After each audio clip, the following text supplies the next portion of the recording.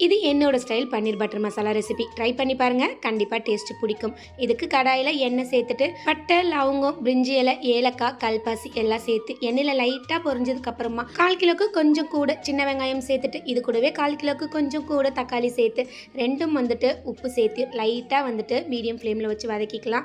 இங்கே சைடில் பன்னீரையும் கட் பண்ணி வச்சுட்டு ஃப்ரை பேனில் எண்ணெய் சேர்த்து உப்பு, தனி மிளகாத்தூள், கரம் மசாலாலாம் சேர்த்து நல்லா மிக்ஸ் பண்ணி விட்டுட்டு பன்னீரை ஒரு 5 மினிட்ஸ் மீடியம் ஃப்ளேமில் வச்சு இந்த மாதிரி லைட்டாக ஃப்ரை பண்ணி எடுத்துப்போம்.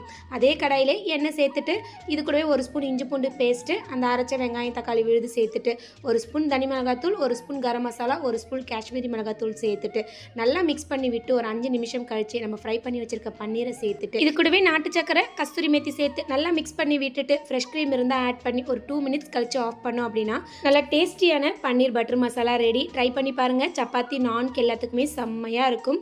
தேங்க்யூ.